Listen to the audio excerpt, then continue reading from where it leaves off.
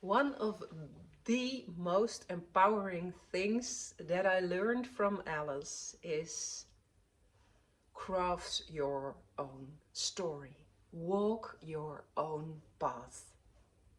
Besides, of course, defy all kinds of logic and reason. But the transformation of Alice is profound. From a naive little girl who didn't know what to do when she fell all the way down the rabbit hole, she transformed into a powerful woman who stood up against the Queen of Hearts and told her that the whole trial against the Knave of Knights was nonsense. It made no sense. She spoke out loud, she spoke her truth, and she decided to totally follow her own path. Even though nobody around her understood what she experienced. Because when she woke up next to her sister on the river bench and she wanted to tell her stories, she wanted to share her truth with her sister. Her sister explained, "Oh well, you must have dreamt it all the way. The sounds you heard, it were bells of the sheep." And she had an explanation for everything Alice experienced. She must have dreamt the whole story. But what most people forget is that everything that exists in our now here reality exists because someone once dreamed about it. Someone envisioned this would be true. Even the iPhone. If Steve Jobs didn't had a dream about it, to make a product so impactful that the whole world would have it, we wouldn't know now the iPhone. And still there are so many people who don't dare to walk their own path, who don't dare to look at their dreams, who don't dare to follow what keeps coming back while they are asleep. Because when you're asleep, that's the moment the unconscious is awake and wants to communicate with you what is really in store for you. What wants your soul to be known to you? What wants to be really expressed through you? For almost half of my life, because I left the office of the public prosecutor when I was 38, and I worked there for 15 years. So for almost half of my life, I followed the path my parents crafted for me, because they knew I wouldn't be fit to follow along in art academy, or at least they thought it wouldn't fit me. They thought I would throw away all my talents. So when everything fell away, when I couldn't apply for a study psychology, when I didn't want to join a study of journalism, and I wasn't allowed to go to art academy, I thought, what shall I do? What can I do to get approval of my parents? And the only thing that came to mind, because the father of my best friend once told me, you would be a hell of a public prosecutor. You always know what to say And you always know the difference between right and wrong, between black and white. All you have to do is work on your accent, because in Dutch I had a nasty accent because of a province I came through. But if you talk really clearly Dutch, you would be a hell of a public prosecutor. And I thought, oh well, I know for sure that my parents will approve. And maybe he's right. Maybe the dad of my best friend is right. He knows me well enough.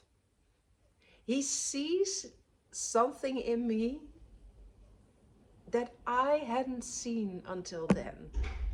And I thought, well, I could work with the police and I get to experience great adventures. So that is what I will do. And I ignored all the feelings I had in high school that I really wanted to be a creator and to really impact people on their thoughts and on their brains. I pushed it aside and I thought I will understand maybe a bit more about how people think, how people act when I become a public prosecutor. But I am the one who's telling them if it's right or wrong what they have thought. And that was what really broke me. That was what crushed my heart, what crumbled me inside. But actually, the most important reason why I chose this job was that I didn't believe I get to craft my dreams for myself. I have to walk my own path. And there are so many people worldwide still don't believe that this is really the whole purpose of life. In Dutch, we have a song, and about 10 years ago, 20 years ago, it was a great hit. And the song is called De meeste dromen zijn bedrog. The most dreams are deceit. And everyone in Holland could sing this song out loud. It's reprogramming your mind. If dreams are a deceit, then you have to follow through what authorities subscribe you. Because you're not allowed to break out of your shell. Because dreams are a deceit. That's the way people are programmed to think, my life doesn't matter. And what Alice taught me, what she showed me, was with her curiosity, with her total wonder about the world, she could create everything. The most absurd situations, sometimes situations she couldn't figure out herself. But at least she was having fun and she was experiencing an adventure. She enriched herself with all these experiences, while we are still holding ourselves back, keeping ourselves small, because we don't think we are allowed to have all these amazing things in our lives and experience joy. How many beliefs do you have, for instance, about how you can make money? Making money is hard. You have to work hard to earn money. You have to keep up with all the other ones around you. If you earn less, then you're less worth than others. Everything you believe you should do, if you would make a list about it, and you list it all the way down to the end, there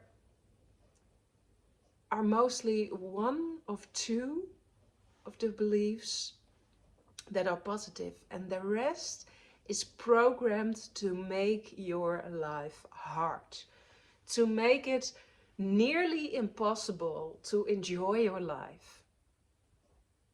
While Alice,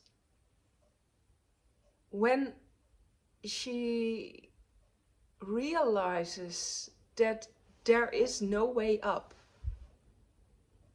back up in the rabbit hole, at least not at the moment, she surrenders and she decides, I quit complaining about how my life should be, or that I would really rather be at another place.